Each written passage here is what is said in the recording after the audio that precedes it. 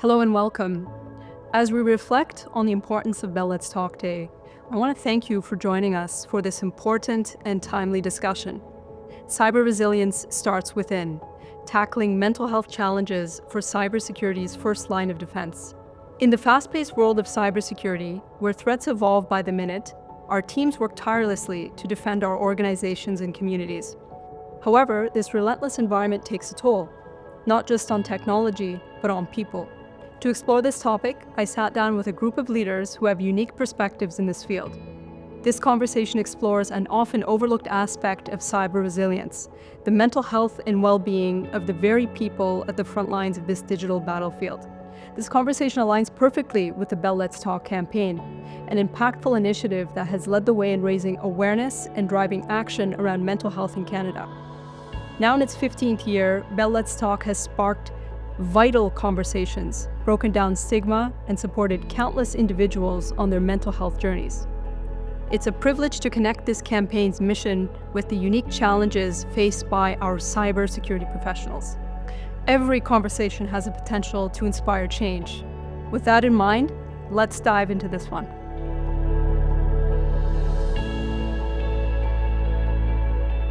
A warm welcome and thank you to each one of you for being here for this critical discussion on mental health and cyber resilience. By way of introduction, I want to kick off by introducing some key members in this panel today. Mary Deacon, to my left, inaugural chair and founder of Bell Let's Talk Mental Health, the largest corporate commitment to mental health.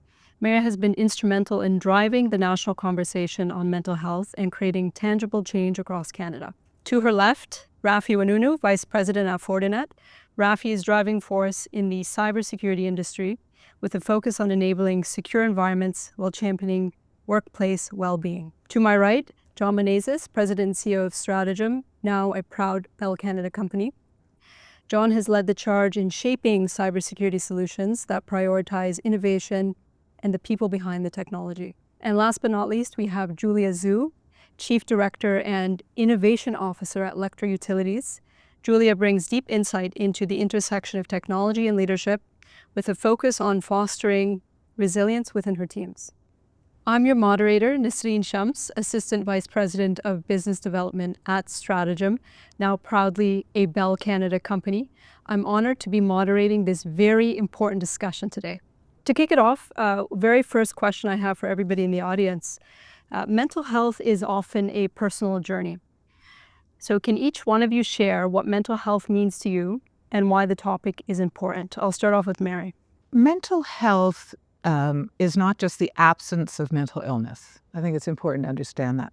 Mental health and well-being is when somebody is flourishing in their lives, living a full, happy, productive life. And you can do that even if you live with mental illness. And I'm going to give you an example of that. I am a person who lives with serious treatment-resistant depression.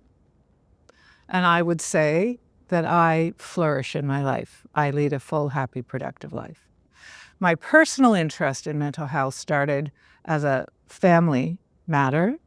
My family has been deeply affected by mental health issues, having lost my two brothers about 10 years apart to depression and suicide. And that gets me up every single day to come to work to try and make a difference. Thank you, Mary, for that very personal sharing with us. Rafi, I'll ask you the same question. So mental health is often a very personal journey. Can you share with us your thoughts? I think mental health generally means being in a good state. So to Mary's point, you can still have challenges, but are you flourishing in work, life, friendship, family? And that's really what I think it means, right? I think sometimes we get carried away where, are you crushing it at work? But I think we've been too focused on that. We need to balance out friends, family, social, right? With all the pressures that we have in life, I think this is becoming more challenging to be in a good state. And a lot of people are entering, a neutral state or a bad state, I like to call it. And we're really focused on how do we get people back to that good state. Right? Thanks, Rafi. John? Mental health to me is a balance, It's a balance on what we're doing internally and a balance of how we deal with life. Being in cybersecurity and seeing all my friends challenged by having to be right every time. Every time you have to be right. You don't have an option to be wrong. And if you're wrong, the consequences are very serious. So there's tremendous pressure. And I've seen some of the best people in the business, are under stress, and as Mary said the other day, distress, and they still do their job. They still can't do the job, but there's no support for them. And to be honest, until 5 or 6 years ago, I didn't do anything with mental health. So I really think what Mary's been doing for the last 15 years is great, because she's been like a leader and in trying to educate everybody. So to me it's still new. I still don't know a lot about mental health. So I want to learn as much about mental health as everybody who's listening to this broadcast will want to learn, because I still don't know enough about mental health. Thank you, John. And Julia? So lots of have been already said, and I just wanted to also highlight the post-COVID situation. We are facing more of those mental health issues, and through isolations and through uncertainties, like what John mentioned. You have to be knowing what is things that you don't know, and also through those hybrid working, remote working, and then the work and the life blurry in terms of those lines, and knowing the boundary to know when to stop is not really there. And the people that we used to work side by side, it's not right beside us. And how we actually know how to get help, knowing that we're in a different situation, and everyone's stage of the mental health are very different, and the situation are very different. How you deal with those different stage and this situation. So I think this topic is really critical, and we have to keep invest time into those topics and the sharing with each other, and the industry level or organization level and personal level, and to really handle that situation. I think past the COVID, the WHO shows like more than 25% of the anxiety and depression has compared to the prior to the pandemic situation. So it's really critical for us to discuss that or to do something about it. Thank you, Julia. That was a great foundational answer from all of you. Let's pivot to some more actionable insights, and back to you, Mary, with a question. So Bell Let's Talk has been a catalyst for mental health awareness across Canada. What lessons from the campaign can organizations take to better support their teams, in your view? When I think of Bell Let's Talk, I really think of the two bookends on the program. And one is Bell Let's Talk Day, which is an annual day of conversation. We'll be having our 15th annual this year. And that's really an opportunity for organizations, individuals, workplaces, mental health organizations, schools, the military, everyone to put a spotlight on mental health, what they're doing in their organizations, what is important to them, what is working, where we're still falling down as a society. So that's sort of the one bookend, the Bell Let's Talk Day. And then the other bookend is really about internal leadership. And at the outset of this initiative, we made a very strong commitment to lead by example in workplace mental health. And, over this journey of 15 years, a lot has happened in workplace mental health. We have a national standard for psychological health and safety in the workplace. There are many tools that are available, policies, practices, and procedures to support employers in creating that psychologically safe workplace where employees can thrive. So there are a lot of tools available, and I really encourage all companies and organizations to pay attention to what is out there that they could take advantage of in terms of helping to support their employees, because by supporting their employees, it's both good for business and it's good for people. Thank you, Mary. So Julia, building on that, as the Chief Digital and Innovation Officer leading digital transformation at Electra Utilities, How do you balance the demand for innovation with creating a culture of well-being for your teams? It's hard. And, but I think it's our responsibility as a leader, individual, and organization. I think first, it's really needed to start with acknowledgement in terms of the digital transformation, the cybersecurity, and the demand for innovative for the business are really high. So it takes probably a lot of work, and but it's okay, and we have to acknowledge that, and because we have a team to support that, we celebrate progress, not just the outcome. We create those energy, and we also at the Electra we realize that innovation doesn't really thrive in a very stressful situation. So when you are burned out and when you don't feel safe, when you are overwhelmed, and there's no innovation, people needed to survive. So creating that safe place and have that chat and acknowledge and being vulnerable about, yes, I am stressed and here's very overwhelming and I don't know a lot of things, and asking for help is probably the best way to handle that. Because we don't always know everything, but it's okay to know that we don't know everything. And innovation can thrive in that environment that people feel valued, safe, and energized. Well, that's great. I love the piece on acknowledgement. That's a key piece to even beginning the journey. So thank you, Julia. So John, let's bring it more into the cybersecurity arena. So in your role at Stratagem, you oversee cybersecurity first responders who operate under immense pressure.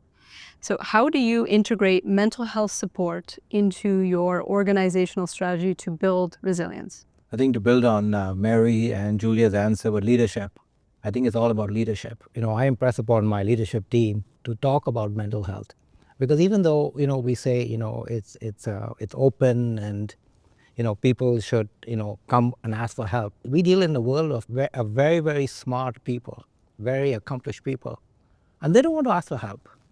They're not asking for help. If somebody came and asked for help, everybody's willing to help them. So how does my leadership team, how do my managers, how do our team leads, how do we recognize that perhaps this person is is stressed out or distressed, and so what we're trying to do, and what I talk to the team about, is to ask the question, okay, be present, and like Julia said, now with everybody working from home, it's made our life even more difficult, because you can have somebody who's at home totally distressed, cannot cope, but we don't have any interaction with them. So something that we've done is we've mandated that every manager has a team meeting at least once a week, and you have to be on the Teams meeting and you have to have your video camera on.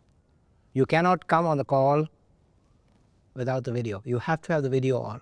Even though it might not show somebody's face that they're mentally stressed or they're having issues, they're there, they're participating, and I think that is key.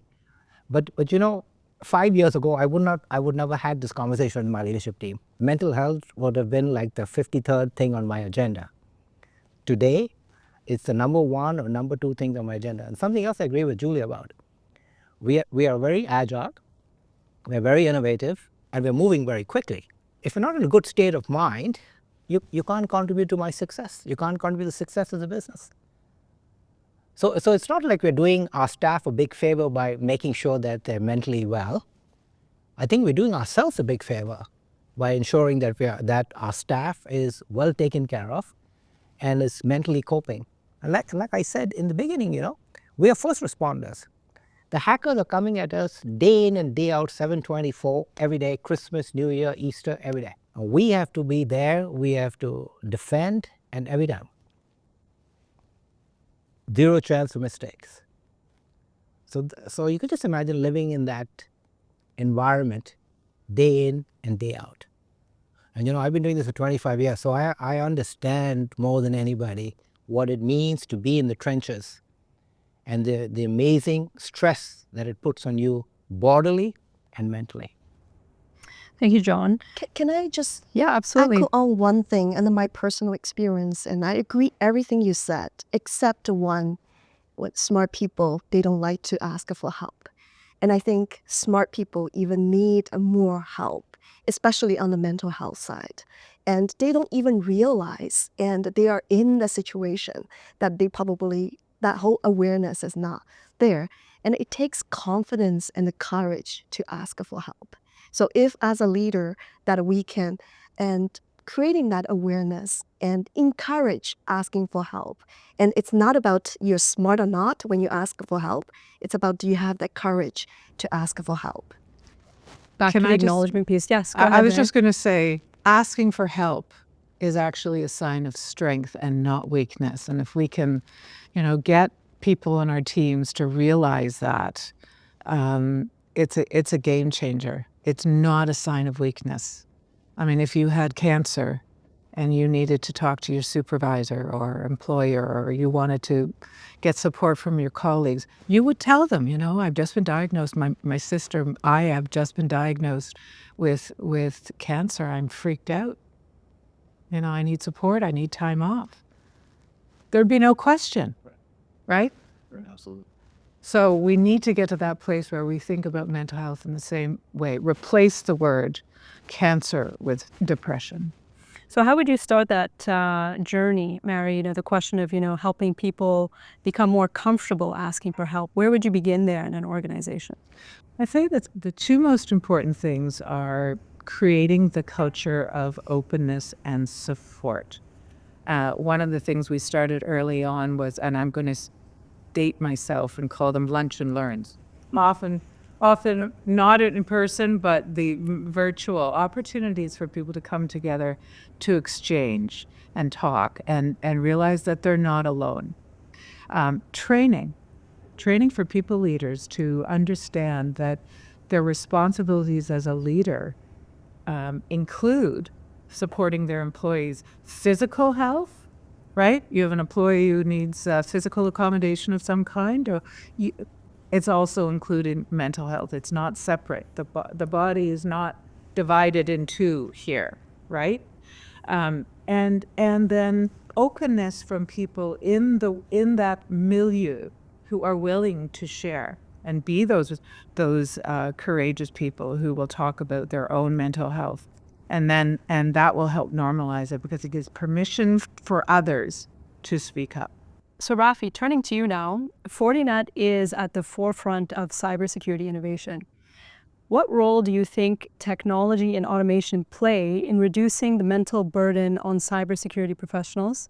And how does Fortinet support its own teams? That's a great question. So I think, one of the things we've been noticing is as a company that operates 24/7, 365, literally in 27 countries, we're noticing the pace is just frenetic. And we're noticing an impact on folks, right? So we've tried to put in new technology, and we're noticing it's making a slight improvement in terms of filtering out some of the noise. So the signal to noise ratio. What we've really done at Fortinet is looked at the thought leaders, the Marys, the Bells, the strategists of the world, and we've kind of taken it from a two-pillar approach. One is from the top. So our CEO, president, the executive committee, 100% behind mental health support, mental health breaks, mental health timeouts. And the second piece we did is really, as they're key to our success. We're nothing without our thousands of threat researchers and programmers, right? So we've developed a program, financial support program, modeling the success that you've had, where people can find in community, local continuous support. And one of the things we heard back from our staff, the creators of the value proposition for Fortinet, is that sometimes it's difficult to find that type of in-community, local, continuous support. So we created a financial program where they can go ahead, no questions asked, find that great support in community to get them through those bad states or give them continuous long-term support that they need. And we found a huge improvement in the amount of people that are in a good state versus a bad state. It's a great example for the industry. Thank you, Rafi. So now let's shift gears more into exploring storytelling, trust, empathy, and how that's really fostering more mental resilience. And of course, I go back to Mary with this question. So Mary, based on your experience with Bell Let's Talk, How can enterprises use campaigns or storytelling to reduce stigma and create a dialogue about mental health? Well, the most effective way to combat stigma is by having contact with people with lived experience. So storytelling is really, really important. And you can have different kinds of storytelling, right? Where if there are people within your workplace or leaders in your industry who are open to talking about their mental health, or other people who are admired within the community in which you work, who are open to talking about mental health, whether they're in your industry or just admired in your industry, whether they're athletes or celebrities or leaders in your field. Having your teams have the opportunity to hear their stories and understand that you can have a mental health challenge and you can lead a full, happy, productive life. And the person you were in terms of your success and the role you've played in advancing, let's say, the industry or the number of medals you've won does not change, except you now know that that person lives with mental health issues. So storytelling is at the heart of affecting change when it comes to stigma. I love that. So what is it about storytelling in particular that you think is so powerful or can be so powerful in this situation? It challenges perceptions of what people are like and what they can do. So what does a person with a mental illness look like? What can they do? Are they you and me? They are you and me. So the stories that people tell that break down that barrier and bring that to life within people that you know or admire in the world that you live in is the most powerful thing. Thank you, Mary. Julia, turning to you and building on what Mary was saying, so fostering a resilient team requires more than just tools. It requires trust and empathy. How do you build those qualities within your team, and what role does leadership play in creating that environment at Electra Utilities? I think build on Mary's points and telling that story and being vulnerable and sharing that experience. And it's okay that you don't have it all, but you have a supporting network. And your company started to have that topic. Like for Electra, we actually have, we call it CBC. It's a culture, behavior, commitment. And the first thing that is start with prioritize your well-being. Because if you look after the people, and everything else will come. And the people will feel that you really care about that. And what is that mental health could impact the way that we live, the way that we work, and impact the community. And bring that community together to have that topic and normalize that conversation. I think that's the best thing the leader can do. It's like we spend time today. It takes a lot of time to organize, right? But industry sharing all the different experience and then taking something that we learned today and go back to apply. And that's like learn and the sharing. And that's one way that we can really battle the challenges. I think we talk about Winston Churchill, and Winston Churchill once said, and the citizen health is the greatest assets that the company will have, right? So if we look at it, it's not just the technology. We really looking after our people, and then everything else will come, and we will build. If we look after those frontline, and our frontline staff becomes more resilient, and our defense will be a lot more stronger. Organization will become stronger, and the society will become a lot stronger. So collaboration and sharing that story and being vulnerable about it and to talk about it and have real resource to support it. And I think that's just, it's a progress. It's a journey. It's a journey. Yeah. Journey, not a destination. And that's something that that we really instilled here at Bell. No company is perfect. You have to start somewhere. Acknowledge that you don't know everything. But, dip your toe in the water and acknowledge that it is a journey, not a destination, to creating the environment and the tools, etc., in your workplace that will support the mental health and well-being of your employees, that will allow them to bring their best selves to work and do their best work. Thank you, Mary. That's great. A follow-up to you, Julia, is you're encouraging vulnerability on your team. And I think that's excellent. So my question to you is, when you're encouraging vulnerability to your team, what are you really asking your team to do? I think my own personal experience, when you are actually talking about the stage of where you are at and the stress that you're in, or anxiety or the uncertainty, and actually half of the problem goes away. It's almost like when you take out of the paper and when you overwhelm and you write down everything that is in your mind. So sharing and is not only the caring, it's actually one way to, like, I'm not a psychologist, but it's one way to really one tool that you can leverage and to clean up your mind, get clarity. I love that.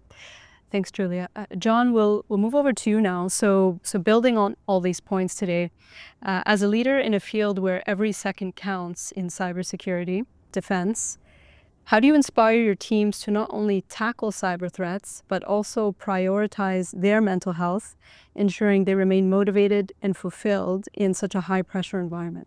Well, it's a tough job. You know, it's very interesting. You know, at Stratagem, we're doing a lot of work in automation, and for the last year and a half, you know, we've been on this furious pace to automate, because the hackers are using AI and bots, so the pace of attacks is. So we're using automation to protect ourselves. So as Stratagem, like I'm happy. This is fantastic. We're going to automate. We're going to do all these wonderful things. And about 6 months ago, somebody came up to me and said, "Will I still have a job?" It struck me, because I'm thinking, because I'm so excited about automation, or what we're going to do. We're going to take over the world and all this fun stuff. And then you have all your first responders out there, and they're all stressed because they don't know, do I have a job?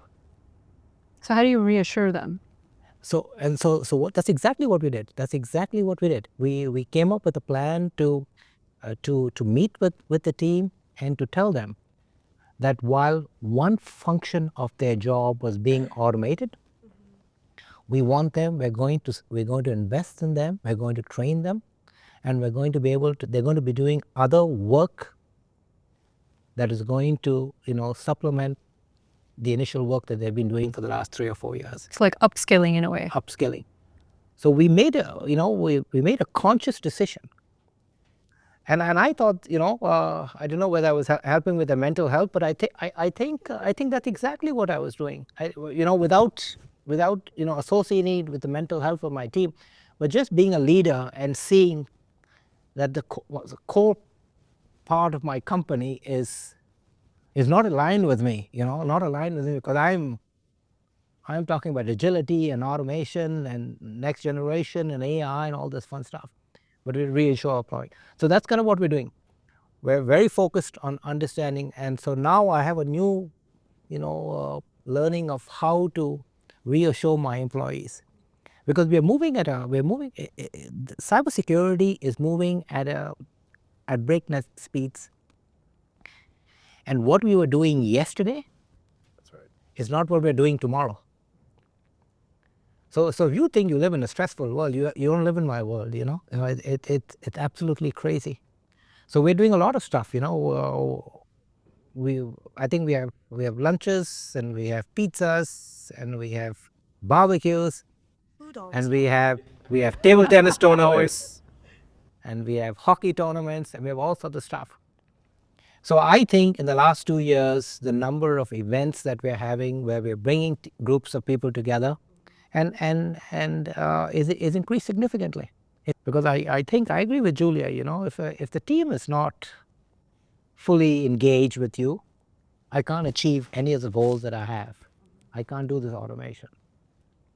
So believe me, it's a new world for me, because I know about ROI, and I know what sales numbers, and I know about EBITDA, and I know what SLA is. Okay, so just this intangible, the mental health is something that I've learned. So I'm I'm learning. I'm learning. I'm hoping that I'm making a difference in my employees' health, mental well-being. That's great. Thank you, John. It's If I very could add one interesting. thing to that, Sure, I think, Rafi, go ahead. to John's point, we're trying to do all this, John, Mary, we're in the middle of what is really the next industrial revolution of AI. So society's about to hit the biggest shift it's had in the past 100 years, and we're trying to manage mental health at the same time, right? This is a foundational challenge to the future of society as a whole, right? It's a big question. Go ahead, Mary. If I could add on to that, you used, I don't know many of those EBITDA things that you said. I don't know anything about those, but I do know about ROI, and I can tell you that the work that's been done in mental health and in workplace mental health, there is a strong ROI for investing in workplace mental health. That what you invest in creating that environment, whether it's having benefits for your employees, training for your leaders, the kind of get-togethers, the lunch and learns, the educational opportunities, all of those things. There's EFAP, they have costs. But when you look on the other side, on the savings of short-term disability, long-term disability, and those things, there is a strong ROI. And so, for example, since we started Bell Let's Talk in our workplace, put in place a number of very specific, tangible programs to support our people, leader training, benefits, enhanced EFAP programs. We have a return on investment in workplace mental health of $4.10. ROI. That's one I know. Yes. Very good. And also That's attract talents. And It does. Electra has always been putting people first. And a lot of our policy, like hybrid work policy, is very designed into, how we actually can trust the staff, that they know what is the best for them to keep the work-life balance. So it's a mindset. And that, the ROI, make Electra the best GTA employee in 2025 and for many other years as well. And because we know that when you put people first, and the return on the investment will really come. All excellent points. I love it. Rafi, back over to you. So let's bring technology into the conversation. Automation, as we were referring to earlier, and AI are seen as ways to reduce workloads, but they also bring fear of job displacement and increased complexity. How do you balance introducing these technologies while addressing the mental well-being of your workforce and customers at Fortinet? Oh, it's a great question and a challenging problem for us, for sure. 85% of our employees basically are high-tech workers, and half of them are pretty much going to be affected by the sea change in terms of AI and all that stuff. So what we started to do is take this futuristic look. Let us work with you on what the next 5 to 7 years of your life looks like. And we try to actually create a narrative for them that says, your job today is going to look like this in 7 years. Here are the gaps for you to get there. Let us create a plan for you in partnership with us, supporting you cost-wise, lifestyle-wise, to put you into a good position to meet the AI curve, right? So instead of resisting this, your job's not going to change. We know your job's going to change. We know the world's going to change. So how do we get you there in 7 years? And that's what we do. So we've been creating these forward-looking plans with our staff, and sometimes it's retraining, sometimes it's more training, sometimes it's complete job change, right? And we map that out with them. And yeah, thank you. And the biggest thing that we found when we got feedback from the employees was my stress level went from here to here. So, okay, I know my job's going to change and I know where I need to get in 7 years, and we're going to get there together as a team. And that's what we're trying to do. And it's a heavy lift for us. It's new for us, right? Much like John, we're a sales organization, right? Quotas, deliverables, ROI, EBITDA, so it's a cultural change for us as well. And we're working together with our employees to get there. So you co-create with your staff? We co-create. Oh, wow. We Do you have co-create. anyone to help facilitate? We do. We have a group inside the company that helps with that. So for example, we have a lot of people today who are traditional threat researchers, so first responders in John's terms, and they've spent a lot of their career, very fruitful career, creating software responses to threats. those responses are going to be automated more and more as time goes on. So we're going to need fewer and fewer and fewer of them, right? So we talked about maybe you can be helpful in sales. Maybe you could be helpful in product marketing. Where do you want to go? Let us help you get there. And we co-create a plan with them. I like that. So meeting people where they are and elevating them, upskilling them as well. That's right. And one thing, the nice parts about it is it takes investment from both sides. So it takes investment from Fortinet and it takes investment from the employee. So it's a joint mission with them. That's great. Right. That's great. Powerful example for the industry. Thank you. So as we conclude, I will, let's say, open up with a final question for the panel, and then I'll leave the final question for Mary. So we'll start with Julia. What is one actionable step every organization should take today to create a sustainable, supportive environment for their teams in this high-pressure industry? Only one? One would be nice. If you need two, you can go for two. Well, I think very important, the mindset is putting the people first. And there are lots of action items.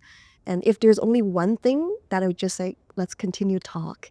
Let's continue learn and sharing those best practice and those accomplishments, those progresses, and then knowing that we can support each other. So I'm going to tackle Rafi, and then knowing that how we actually can have this job creation as part of the change management, and to create that more way that we can work together for a plan and to get rid of those anxiety. That's great. John, what's the one actionable step for you? I'm going to pick up on Mary's idea. You know, every time we have a company meeting, our annual meetings, we bring a speaker. And the speaker is always a motivational speaker. Okay? The next time we have one of our meetings, I'm going to bring somebody who suffers mental health and has lived experience. And I think that will be totally different. Okay? Very powerful. And I think that will be very powerful because it will show that, you know, it's important, because I think one of the big things we need to do is get rid of the stigma and change people's attitudes. And if we can do that, that'll be fantastic. That's great, John. Thank you. We'll move back to Rafi, and then we'll close up with the final question with Mary. Rafi, what's your one actionable takeaway? Yeah, great. So, I mean, picking up on what Mary and everyone else said, I think for us, it's really becoming a core leadership function for all the executives. So just like sales quotas, mental health is part of your core leadership function, and we set the tone at the top, right? And I think that starts the boat moving, right? Every executive knows that mental health is part of your key deliverables at the end of the year. And we mark them, and we performance against that. Okay? Thanks, Rafi. That's excellent. And my final question in closing today is, Mary, as someone who has led the charge in mental health advocacy, what resources or tools would you recommend for organizations looking to start or improve their mental health initiatives? Well, I knew that question was coming. So I have here with me something that I want to share with all of you.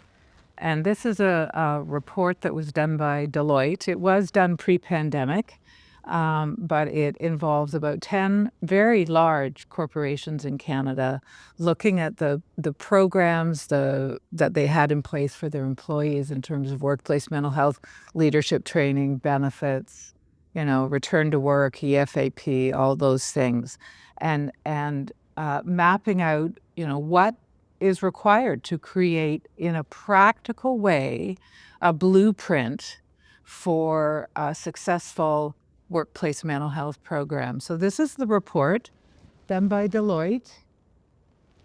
And I would strongly encourage everyone to, it's available in French and English, to read it. It's easy to understand, it's short, it's practical, and it will tell you what the highest return on investment things are that you could do in your company to help support your employees to bring their best selves to work, to support their mental health and ultimately the mental health of their families and their communities writ large, and also bring their best selves to work to support the objectives of the company. I agree, and we have here at Bell mental health as a core competency for our people leaders. And that's an example of the kind of thing you'll find in this book. Thank you, Mary. We'll put a link to that as well at the end of this discussion, so very much appreciate you bringing that in. With that being said, I want to thank you all for your time, for sparking inspiration in the mental health discussion, and thank you for being here with us today.